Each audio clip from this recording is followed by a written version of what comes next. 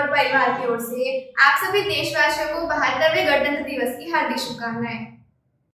72वें गणतंत्र दिवस के शुभ अवसर पर पतंजलि योगपीठ भव्य कार्यक्रम आयोजित हुआ। इस दौरान पतंजलि के योग गुरु बाबा रामदेव ने सभी को योग करवाया। सुबह करीब 5 बजे पतंजलि योगपीठ में छात्र एकजुट दिखे। बाबा रामदेव ने कहा कि वक्त आ चुका है जब देश के युवाओं को एकजुट होकर देश को आगे बढ़ाना होगा। उन्होंने कहा कि जब पूरी दुनिया कोविड की वैक्सीन तलाश कर रही थी, उस वक्त पतंजलि कोरोलिन को मार्केट में उतार चुका था, लेकिन कुछ लोगों को ये बात रास नहीं आई। इस दौरान छात्र छात्राओं ने मनमोहक प्रस्तुति देकर सभी का मन मोह लिया। आयुर्वेद के पुरोधा आचार्य बालकृष्ण ने कहा कि हमारे बाबा ने योग को पूरी दुनिया तक पहुंचाया है। योग ने कई लोगों का जीवन बदल दिया है। कार्यक्रम में सभी ने एक साथ मिलकर राष्ट्रगान गाया। इस अवसर पर पतंजलि के सभी प्रोफेसर, रिसर्चर सहित हजारों छात्र मौजूद रहे। की सादर उपस्थिति को मेरा स्वागत है और यहाँ पर उपस्थित सभी देशभक्त हार्दिक शुभकामनाएं। मैं निष्ठा आज आप सभी के समक्ष प्रस्तुत हूँ अपनी कविता के साथ। कभी कुछ चीज आप ऐसा तुम नवेली पीढ़ियों के सारथी हो जाओगे, थाल पूजा की बनोगे, आरती हो जाओगे और मेरे देश के इतिहास का यदि अंश भर जानोगे जब, बस उसी क्षण आप सच्चे भारती हो जाओगे। बस उसी क्षण आप सच्चे भारती हो जाओ। माँ धरती धरती है संयम, सहती है जहाँ पर रब नहीं होता। लड़ाई वे ही करते हैं जिन्हें मतलब नहीं होता। वो मंदिर और मस्जिद के लिए दीवानगी वालों, वतन से बढ़ के दुनिया में कोई मजहब नहीं होता। वतन से बढ़ के दुनिया में कोई मजहब नहीं होता। वतन से बढ़ के दुनिया में कोई मजहब नहीं होता। आजादी के वो पागल परवाने चले जाते थे हंसते हंसते चूमने मौत को भी, और आज वो आजादी खुद गणतंत्र को सिंदूर के समान अपने माथे पर सजाए हुए पूरे विश्व के सामने सुशोभित हो रही है। परम पूज्य स्वामी जी महाराज की सादर उपस्थिति को मेरा सादर प्रणाम और यहाँ पर उपस्थित सभी देशभक्त भाई बहनों को मेरा कविता के साथ। तुम नवेली पीढ़ियों के सारथी हो जाओगे, थाल पूजा की बनोगे, आरती हो जाओगे और मेरे देश के इतिहास का यदि अंश भर जानोगे जब, बस उसी क्षण आप सच्चे भारती हो जाओगे। बस उसी क्षण आप सच्चे माँ धरती धरती है संयम, सहती है खुद पर प्रबल भाव। उन सब की यह अभिलाषा है प्रत्येक खंड में सजे देश, उन सब की यह अभिलाषा है हर एक देश को नाज रहा सच्चा है अथवा झूठा है। कर्तव्य और उपायों से निर्मित सम्मान अनूठा है। निजार्य वर्त की ओर ध्यान आकृष्ट कराने आई हूँ। कुछ शब्द सुमन वाली कविता मैं आज सुनाने आई हूँ। अपने अतीत का ज्ञान तत्व हम सबको यह बतलाता है। नीतियाँ अध्ययन करने पर पाओगे पूरी वसुधा में है विशेष। 6 ऋतुओं वाला श्रेष्ठ देश, दुनिया का सबसे ज्येष्ठ देश। अध्ययन करने पर पाओगे पूरी वसुधा पर है विशेष। सभ्यता जहाँ पर जिंदा है पूजे जाते हैं संस्कार।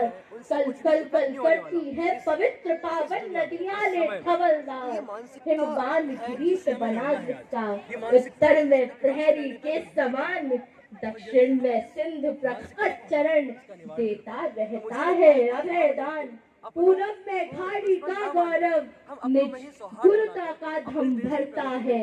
पश्चिम में अपना अरब सिंधु सीमा को रक्षित करता है। ऐसी है भारत की धरती, ऐसी है भारत। 72वें गणतंत्र दिवस पर हमने ये शपथ ली है कि एक तरफ ड्रग माफियाओं के लूट और षड्यंत्र से इस देश को हमें बचाना है और उसके लिए अब अच्छा जिसमें गड़बड़ हो अलग 72वें गणतंत्र दिवस पर हमने शपथ ली है कि एक तरफ हमें ड्रग माफियाओं के षड्यंत्र से इस देश को जहां बचाना है, योग, आयुर्वेद और प्राकृतिक चिकित्सा का, स्वदेशी का वो विकल्प देकर के भारत को आत्मनिर्भर बनाना है, जिससे कि 1,98,08,53,120 वर्ष पुरानी हमारी सांस्कृतिक जो विरासत है वह पूरे विश्व में पुनः प्रतिष्ठापित हो पाए। योग और आयुर्वेद को, प्राकृतिक चिकित्सा को एविडेंस बेस्ड मेडिसिन का दर्जा मिल पाए। इसके लिए क्लिनिकल कंट्रोल ट्रायल के रूप में बहुत बड़ा रिसर्च श्रद्धेय आचार्य बालकृष्ण जी और हमारे डॉक्टर अनुराग जी, सारे साइंटिस्टों की टीम के द्वारा एक बहुत बड़ा पुरुषार्थ हो रहा है और 100 से ज़्यादा हमने नई दवाइयाँ बनाई हैं और सारे बीपी, शुगर, थायराइड, कोलेस्ट्रॉल से लेकर के और vitamin D, B12, calcium, iron, magnesium, omega और तमाम तरह के मल्टीविटामिन न्यूट्रास्यूटिकल्स का विकल्प भी पहली बार नेचुरल 100% ऑर्गेनिक ये हमने तैयार किया है। और इस स्वास्थ्य क्रांति के साथ साथ 2021 में पतंजलि का बहुत बड़ा संकल्प है योग, आयुर्वेद और स्वदेशी की क्रांति के बाद शिक्षा क्रांति का।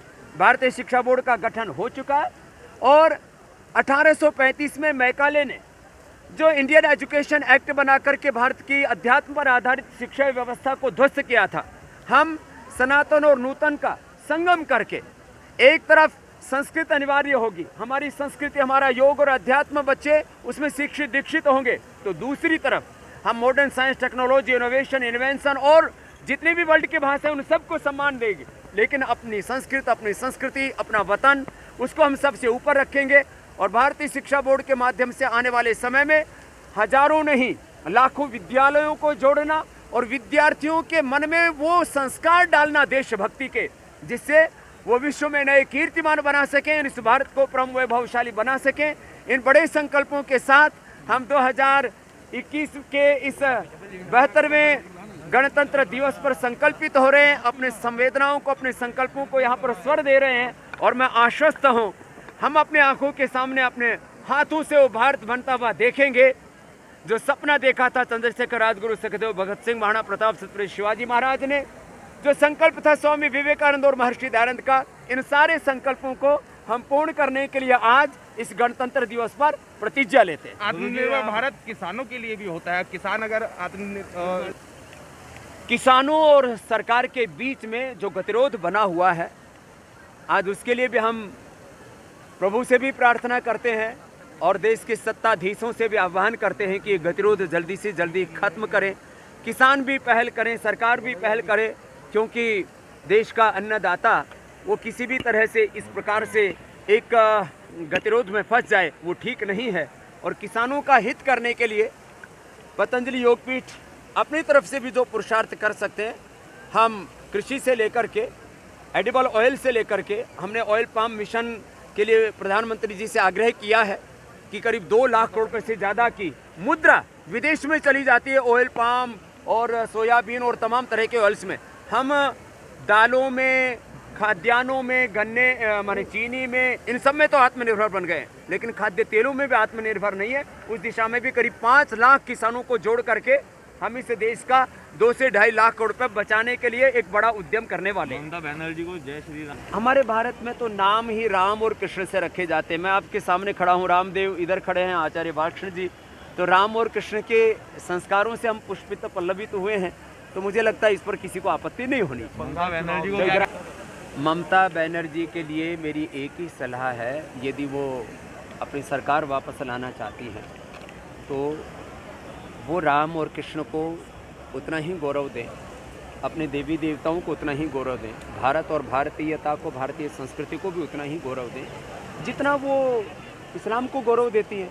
और ये तो देश हिंदू, मुसलमान, सिख, ईसाई सबका है, इसलिए सबको साथ लेकर के चलने वाली जो सोच है उसी से हम सत्ता के शिखर पर भी पहुंच पाएंगे और इस भारत को भी अखंड रख पाएंगे।